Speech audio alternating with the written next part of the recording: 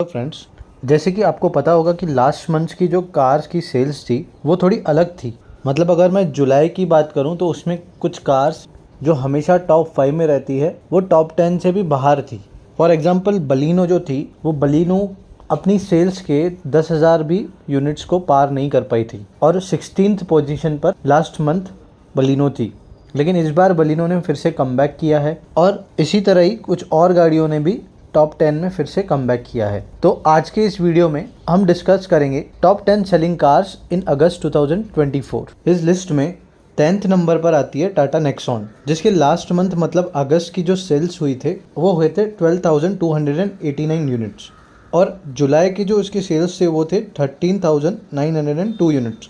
इसकी सेल्स कम हुई है पहले से, हालांकि लास्ट मंथ अच्छी सेल्स थी लेकिन उसके पहले मंथ और भी कम सेल्स थी। लेकिन अभी ये गाड़ी लग रही है कि स्टेबल हो रही है सेल्स के मुकाबले में और ये टॉप 10 में अपनी जगह बना रही है। उसके बाद 9th नंबर पर आती है मारुति की फ्रॉन्क्स। अगर मैं इस गाड़ी की अगस्त की सेल्स की बात करूं तो इस गाड़ी की सेलिंग हुई है 12,387 यूनिट्स और इसकी जुलाई की सेलिंग्स थी 10,925। जो इस कार की सेल्स हैं वो जब से ये कार लॉन्च हुई है तब से ये कार टॉप 10 में सेलिंग में रहती ही है और हालांकि लास्ट मंथ से इसकी सेल्स इम्प्रूव हुई हैं इस मंथ। अभी हम बात करते हैं 8th नंबर पर जो कार है वो है मारुति की बलिनो।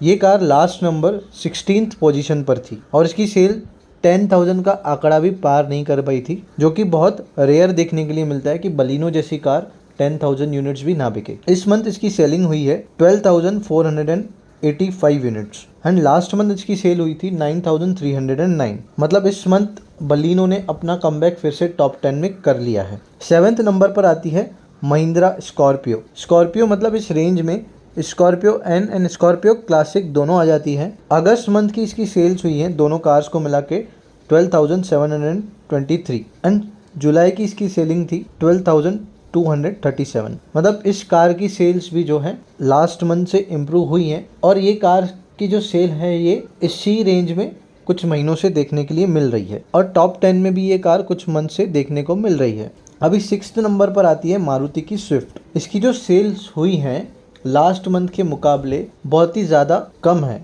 देखा जाए तो इस मंथ की जो सेल है इस कार की वो है 12,844 और जो लास्ट मंथ की सेल थी वो थी 16,854। मतलब ये कार लास्ट मंथ के मुकाबले 4,000 यूनिट कम बिकी है इस मंथ में और लास्ट मंथ ये सेकेंड पोजीशन पर थी सेल्स के मुकाबले में, अभी ये 6th पोजीशन पर है। इसके बाद जो कार आती है 5th नंबर पर वो है टाटा पंच। अब इस रेंज में टाटा पंच में आपको ईवी, सीएनजी, पेट्रोल और बाकी सब जो वेरिएंट है पंच है वो आपको मिक्स मिल जाते हैं। अगस्त मंथ की इस कार की सेल्स हुई है 15,642 और जुलाई की इस कार की सेल्स हुए थे 16,121 और इस कार में पिछले कुछ टाइम से काफ़ी अच्छा प्रोग्रेस देखने के लिए मिला है। इस मंथ लगभग 500 यूनिट के करीब कार की सेल्स कम हुई है, लेकिन मुझे लगता है अगले महीने मतलब फेस्टिव सीजन में फिर से ये कार आपको टॉप 5 में देखने के लिए मिल सकती है। उसके बाद जो 4th पोजीशन पर आती है वो आती है मारुति की वैगन आर। अगस्त मंथ में इस कार की जो सेल्स हुई है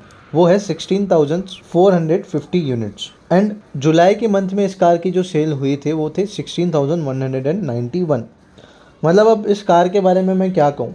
आप मारुति के बारे में, वैगन आर के बारे में कितने भी वीडियोस बना लो सेफ्टी रेटिंग के लिए या फिर कितने भी वीडियो आप सोशल मीडिया पे डाल दो क्रैश के रिगार्डिंग या फिर बॉडी स्ट्रक्चर के रिगार्डिंग, बट ये कार रुकने का नाम ले ही नहीं रही। अगर मैं अगस्त मंथ की सेल की बात करूँ और जुलाई की सेल की बात करूँ तो ये इम्प्रूव ही हुई है पिछले कुछ मंथ से।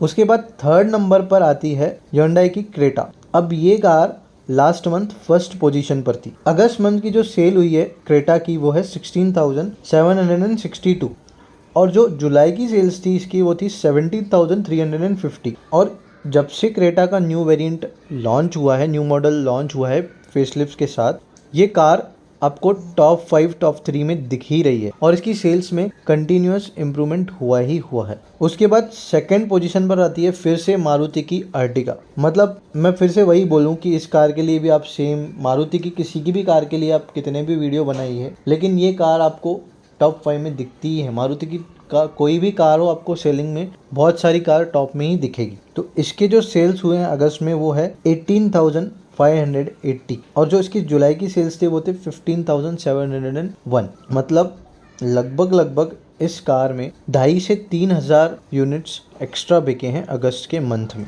अब हम पहले नंबर पर जो टॉप सेलिंग कार्स में जो फर्स्ट नंबर पर है वो है मारुति की ब्रेजा। ये पिछले कुछ मंथ से इसकी सेल्स लगातार बढ़ती जा रही है।